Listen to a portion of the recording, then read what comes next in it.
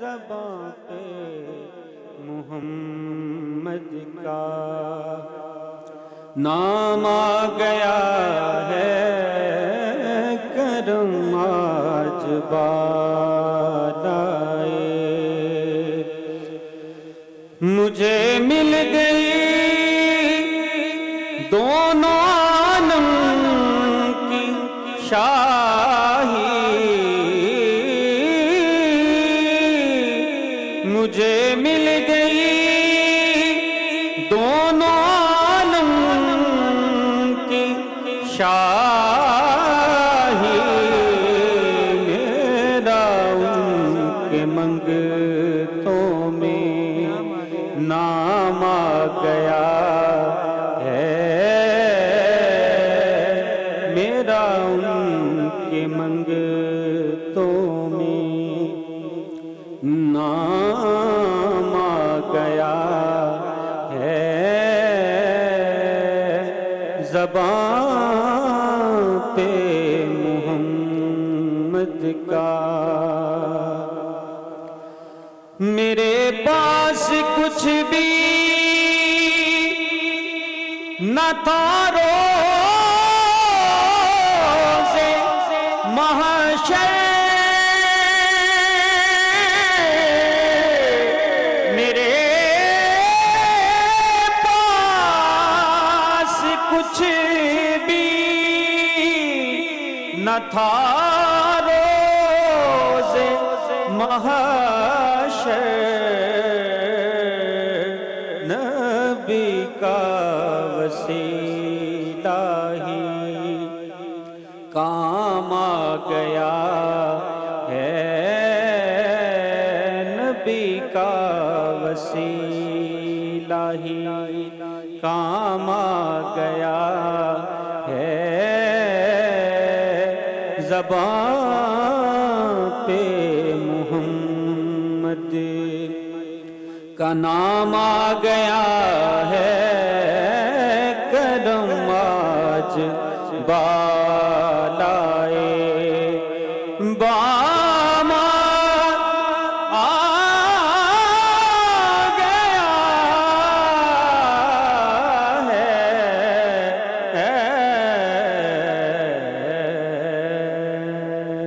جزاک اللہ، جزاک اللہ، سبحان اللہ۔ اتنا خوبصورت کلام پڑھنے کی سعادت حاصل کر رہے تھے الحاج الماس بٹ صاحب، بہت شکریہ آپ کا۔ میں آپ سب کو بتاتی چلوں کہ آج ہماری ایک اسپیشل گیسٹ ہیں، شی از اے موٹیویشنل اسپیکر، عائشہ خان ان کا نام ہے۔ میں چاہوں گی کہ ان کو اگر وہ آ چکی ہیں تو پلیز آپ لے آئیے۔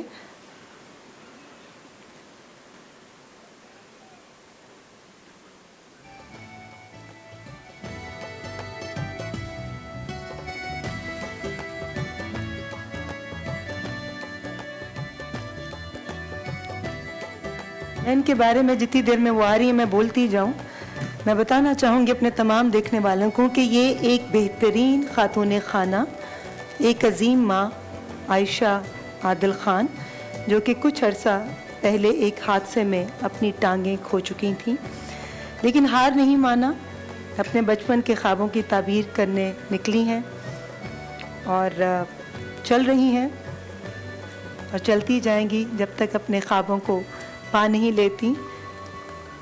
گائکی سے بھی لگاؤ ہے اور بہت خوبصورت آواز ہے۔ بہت شکریہ عائشہ، بہت شکریہ آپ کے آنے کا، بہت شکریہ۔ جی بالکل، عائشہ کو بٹھائیے، میں ہیلپ کروں آپ کی۔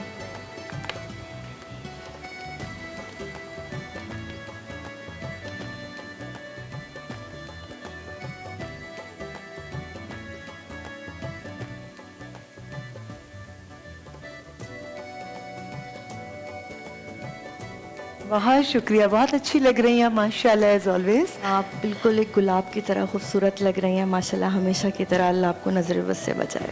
بہت شکریہ۔ میں عائشہ سے پہلے بھی مل چکی ہوں اور میری بڑی خواہش تھی کہ اگر مجھے کبھی کوئی موقع ملا کوئی ٹرانسمیشن کرنے کا تو میں اس اپرچونٹی کو اویل کروں گی، کیونکہ جب میں سے ملی اور جو میں نے ان کی سوچ دیکھی اور سمجھی تو مجھے بہت احساس ہوا کہ ہم لوگ اللہ ताला की तरफ से अगर कोई थोड़ा सा इम्तिहान हमारी ज़िंदगी में आता है तो हम एकदम नाशुक्री का शिकार हो जाते हैं, मगर ये इतनी मोटिवेशनल शख्सियत हैं कि हर चीज़ पर इन्होंने एक तो अल्लाह ताला की ज़ात अक़दस का शुक्र अदा किया कि अल्लाह ने मुझे चुना। पहले तो मैं चाहूँगी आयशा कि आप बताइए कि ये हादसा जो आपके साथ पेश आया था, पाँव स्लिप कर गया था आपका? पाँव स्लिप हो गया था मेरा, और उसके अलावा मैं ये भी कहना चाहूँगी कि लोग इंसानों को स्पेस नहीं देते हैं, थोड़ा सफोकेट करते हैं। ख़ास तौर से हमारे माशरे का अलमिया है, ख़वातीन को थोड़ा सांस लेने की इतनी इजाज़त नहीं होती है, लेकिन उसके बाद अगर कोई हादसा पेश आता है तो ये भी अल्लाह का करम है कि थोड़ा उनको इजाज़त दे दी जाती है। जिसके बाद मुझे थोड़ा गाना गाने की मेरा एक शौक़ था, तो मुझे थोड़ी इजाज़त दे दी गई कि ठीक है चलो अब तुम एक चीज़ अपनी खो चुकी हो तो अपनी ख्वाहिश पूरी कर लो। तो मुझे इस बात की खुशी हुई कि चलो मैंने कुछ खो दिया है लेकिन मुझे कुछ करने की इजाज़त मिल गई है, थोड़ी सी स्पेस दी गई है मुझे। मेरे 2 बेटे माशाल्लाह से, एक 15 साल के हैं और एक 11 साल के हैं। शादी को मेरी 16 साल हो चुके हैं, लेकिन शादी का मतलब मैं ये चाहती हूँ ये नहीं होना चाहिए कि जो उसके परवीन शाकिर का एक शेर में मुख्तसरन बयान करना चाहूँगी कि मेरी सारी ज़िंदगी को बेसमर उसने किया, उम्र मेरी थी मगर इसको बसर उसने किया। तो हस्बैंड अपनी ज़िंदगी गुजार लें और बेगम अपनी ज़िंदगी गुजार लें, मिलजुल के एक दूसरे की ज़िंदगी ना गुजारें, अपनी अपनी गुजार लें। तो मैंने गाना अपना कवर सॉन्ग किया है, और उसके अलावा देखें एक लौता यही शौक़ नहीं था मेरा, एक्टिंग भी मेरा शौक़ था। उसके अलावा स्टोरी राइटिंग भी मुझे बहुत पसंद है। और भाई भी आपके इतने बड़े डायरेक्टर, वो सब मेरा शौक़ है। मैं डायरेक्टर भी बन सकती थी अगर मैं इसमें काम करना चाहती, अगर मुझे इजाज़त होती, मेरी सलाहियत है। मैं फ़ोटोग्राफ़ी भी मुझे बहुत शौक़ है करने का। इसके अलावा मैं रेडियो जॉकी एक समझे, ये मेरा एक बहुत बड़ा पैशन है, रेडियो आरजे, सिंगिंग से भी बड़ा। और मैं भी इसके लिए बहुत स्ट्रगल कर रही हूँ, मुझे बहुत मेहनत करनी पड़ती है। एक तो रेडियो स्टेशन सब बगैर लिफ्ट के ऊंची मंजिलों पर हैं, तो हर रेडियो स्टेशन तक मेरी अप्रोच भी नहीं है, लेकिन I am struggling hard for that. मुझे लग रहा है आपकी अप्रोच बहुत ऊपर तक है, क्योंकि वो चुन लेता है ना, उसके चुनीदा लोग होते हैं जिन पर अगर दुनिया में ऐसा कोई कड़ा वक्त आता है तो आगे के लिए बहुत उनके लिए इकट्ठा हुआ होता है। और बात वही है कि उनका इम्तिहान होता है, और इम्तिहान उन्हीं लोगों का होता है जो रब के बहुत करीब होते हैं। तो मुझे लगता है कि आप रब के बहुत करीब हैं। अच्छा ये बताएं कि आपके बच्चे जो हैं वो कितना सपोर्टिव हैं आपके हर चीज़ में? बच्चे माशाल्लाह से अल्लाह मियाँ का करम है, सपोर्टिव हैं, और मैं भी उनको हार्ड टाइम नहीं देती हूँ। शांति तो होंगी ना कभी कभी, बच्चों को गुस्से में कोई बात कह दी या कुछ बोल दिया तो फिर भी वो बर्दाश्त करते होंगे आपस में, है ना आयशा? अच्छा कि कभी मैं आपको सच बात बता रही हूँ, मैं नहीं डांटती, मुझे पसंद नहीं है बच्चों को डांटना।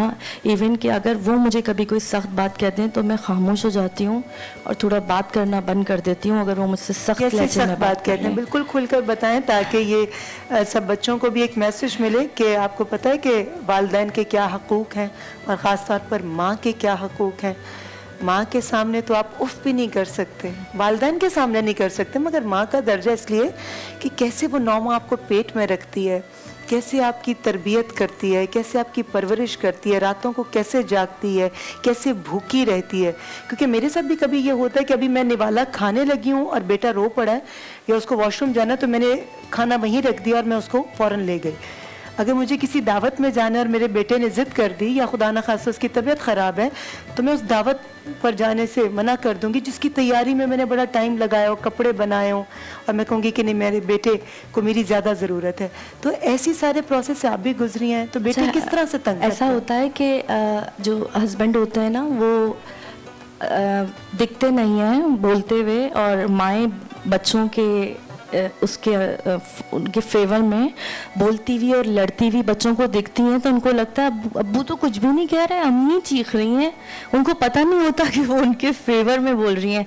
अभी रिसेंटली कुछ ख़रीदना था मेरे बेटे को, छोटे बेटे को, बड़े को भी, तो मैंने कुछ अपने हस्बैंड से बहस की, तो उसके बाद मैं थोड़ी स्ट्रेस में थी, मेरी अम्मी भी आई हुई थी, तो मैं उनसे बता रही थी कि ऐसे ऐसे वो आई ये हुआ होती है उसके मैं थी कि मैं उसकी गेम खरीदने के लिए दिल को मैं मतलब उसको तैयार करी थी कि भाई खरीद दो, तो मैं एकदम चुप हो गई कि इसने कैसे मुझे मतलब जज कर लिया एकदम ना, क्योंकि मैं जैसे उनके वालिद को तैयार करती हैं कि इसको ये दो, इसको खरीद दो, इसको कर दो, लेकिन बच्चा ये समझता है मेरे अब्बू तो कुछ करते ही नहीं, मुझे सब खरीद के दे देते हैं, अम्मी बोलती रहती है। तो मैं मुझे बड़ा बुरा लगा इसीलिए तो था। बच्चे हैं, इसीलिए तो ये बच्चे बच्चे हैं। हैं। तो लेकिन कल फिर उसने आज मुझसे फिर उसने कहा कि सॉरी मुझे रोज़ा लग रहा था और इस तरह, मैंने कहा इट्स ओके बेटा कोई बात नहीं। तो मैं कुछ अजीब सी माँ हूँ, मैं बच्चों से कोई उम्मीद भी नहीं रखती हूँ, अजीब पता नहीं मैं शायद एब नॉर्मल हूँ में भी, और मैं बिल्कुल भी डांटती भी नहीं हूँ, ज़रा भी ऊँची आवाज़ में बात नहीं करती मैं बच्चों से। बहुत अच्छी बात है, मुझे पता है कि आपकी आवाज़ भी बहुत खूबसूरत है। कोई नात आप पढ़ना चाहेंगी? बड़ी नात, खुशी होगी। मैं फर्स्ट टाइम कोई रीना कलाम? ट्राई मैं कर रही हूँ और मैं इसकी थोड़ी सी प्रैक्टिस करके आई हूँ।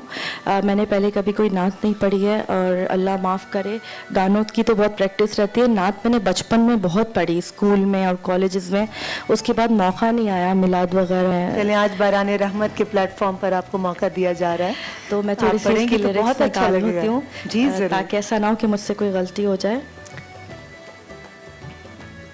ये भी आसान चीज़ नहीं है, लगता बहुत आसान है, नहीं बट आसान नहीं है और इन्होंने मगर बड़ी बड़ा खूबसूरती मुश्किल से है। पढ़ी है। सुनने वाले तो एक सेकंड में कह देते हैं कि जी बाबा बहुत अच्छा, या ना इसने सही नहीं पढ़ा, लेकिन जो पढ़ रहा होता है वो सारी आवाज़ के उतार चढ़ाव और उसको याद रखना, छोटी छोटी चीज़ें। नात पढ़ना आसान बात नहीं है, गाना आसान होता है, नात आसान नहीं होती। जी आयशा, आयशा का माइक ज़रा थोड़ा सा वो कर दीजिए। तुम पर मैं लाख जान से कुर्बान या रसूल, तुम पर मैं लाख जान से कुर्बान या रसूल, बर आए मेरे दिल के बेअरमान या रसूल, बर आए मेरे दिल के बेअरमान या रसूल, क्यों दिल पे मैं फिदा ना करूं, जान या रसूल, क्यों दिल पे मैं फिदा ना करूं, जान या रसूल, रहते हैं इसमें आपके अरमान या रसूल, रहते हैं इसमें आपके अरमान या रसूल, दुनिया से और कुछ नहीं मतलूब है मुझे, दुनिया से और कुछ नहीं मतलूब है मुझे, ले जाऊं अपने साथ में ईमान या रसूल, ले जाऊं अपने साथ में ईमान या रसूल। जज़ाकल्लाह, जज़ाकल्लाह। आयशा, कुछ कहना चाहेंगी आप तमाम देखने वालों को, कोई मैसेज देना चाहेंगी आप?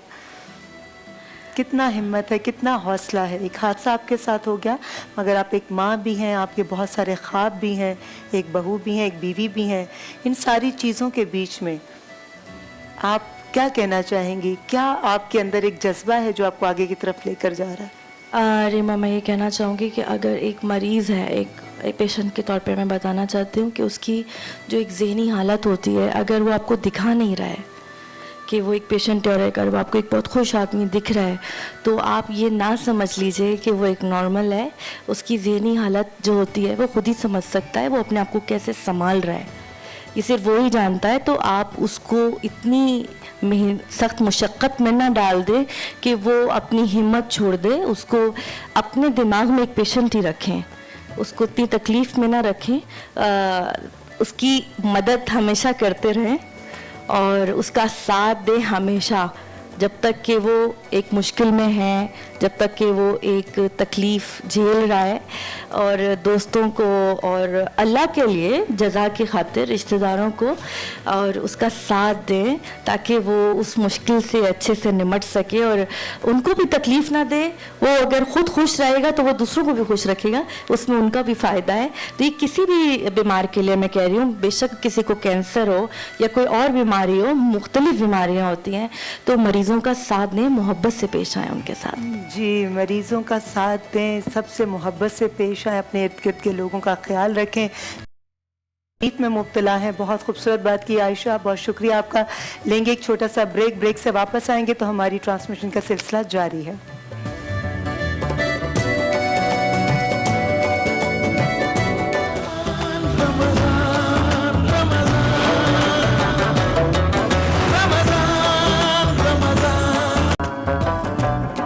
بہت ہی پازیٹیو ہمیں رسپانس آ رہا ہے کہ طب نبوی کے نسخوں, روشنی کی میں جو نسخے بتائے جاتے ہیں, آغا عباس صاحب جو بتاتے ہیں, ان سے بہت لوگ مستفید ہو رہے ہیں. اس کے علاوہ ہماری نیوٹریشنسٹ عفیرہ جو ہیں, جو دکھتی بھی خوبصورت ہیں, بولتی بھی خوبصورت ہیں, ان کی بتائی ہوئی جو ریسیپیز ہیں جو عام طور پہ ہم گھر کی عام سی چیزوں سے بناتے ہیں, وہ بھی بہت فائدہ مند ثابت ہو رہی ہیں. تو آج کا بھی ہمارا بہت اہم ٹاپک ہے اور ان دونوں بہترین ذہن رکھنے والے اور نالج رکھنے والے لوگوں سے پوچھیں گے کہ اس چیز سے ہم کیسے اپنا بچاؤ کر سکتے ہیں, یا اس چیز کو مزید کیسے خوبصورت بنا سکتے ہیں.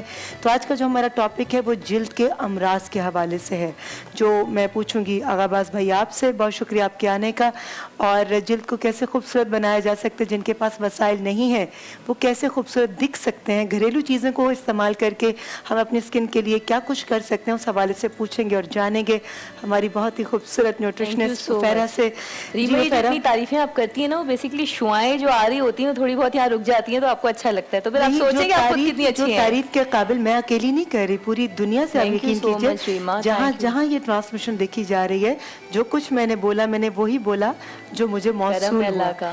ٹائم کم ہے ورنہ مجھے اور بھی بہت زیادہ تعریفیں آپ لوگوں کی آئی ہیں. اور آپ تو ایک میرے خیال میں کہوں گی کہ جتنے ستاروں میں آپ کا جو آپ کے نسخے جو ہیں اور جو علم ہے آپ کا, وہ ایک چاند کی حیثیت رکھتا ہے, کیونکہ ایسا اب سننے کو ملتا نہیں ہے. لوگ اتنی محنت نہیں کرتے, اتنی کسی کی اچھی میموری نہیں ہے. 1,24,000 انبیاء کے بتائے ہوئے طبی نسخے وہ ان کو یاد کرنا اور بالکل صحیح طریقے سے بتانا یہ آسان چیز نہیں ہے. مجھے جو چیزیں یاد رکھنی پڑتی ہیں, میرے 14 طبق روشن ہو جاتے ہیں جب میں اوپننگ یاد کرتی ہوں, جب میں قصہ یاد کرتی ہوں, یا جو بھی مجھے بتایا جاتا ہے اس سیگمنٹ کے حوالے سے آپ نے یہ بولنا ہے. تو میموری کا وہ اتنا شارپ رکھنا, اور آپ تو جو بتاتے ہیں وہ تو طب نبوی کے نسخوں کی روشنی میں آپ جو علم کی شعائیں بکھیر رہے ہیں.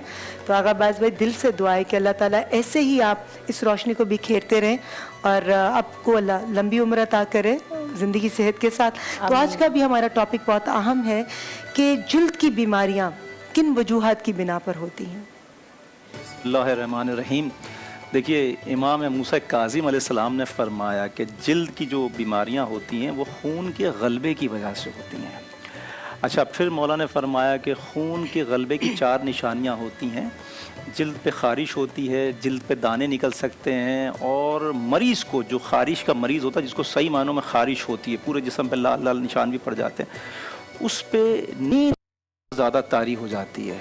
اور کسی کسی مریض میں دیکھنے میں آتا ہے کہ جو جلد کا مریض ہوتا ہے اس کے چکر بھی آنا شروع ہو جاتے ہیں. اچھا, یہ تو وہ وجوہات ہو گئی ہیں. کچھ لوگوں کو یہ وجوہات نہیں ہوتی ہیں, الرجی کی وجہ سے ہوتی ہے. कुछ चीजें खाने पीने की एलर्जी करती हैं, कुछ स्मेल होती है, एक कोई मरीजा परफ्यूम आपके की। सामने बैठी जी है, हाँ, टमाटर नहीं खा सकती, जी हाँ। लेमन नहीं खा सकती, तो मुझे भी बता दीजिए। मैं बताऊंगा, जी। आज बताऊंगा इंशाल्लाह। और कुछ लोगों को स्मेल से भी होती है, कोई परफ्यूम की स्मेल ऐसी होती है, कोई इतर की स्मेल ऐसी होती है जिससे उनको खारिश शुरू हो जाती है। अजीब बात है, मतलब है सांस के जरिए से जाता है। अच्छा, कुछ लोग ऐसे होते हैं जो अपने सफाई सुथराई का, गुस्ल का ज़्यादा अच्छा ख्याल नहीं रखते, तो उनको भी हो जाती है।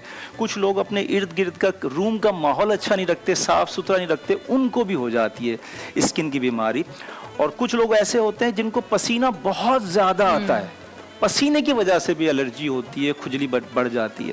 बस भाई, अब तो जितनी हम देखें ना हमारे गली मोहल्लों में, इवन घर के अंदर भी जो डस्ट है, जो पोल्यूशन है, हाँ। उस हवाले से भी बहुत ज़्यादा प्रॉब्लम्स हैं। देखिए, डस्ट होती है, पोल्यूशन होता है, ये गाड़ियों का धुआं होता है।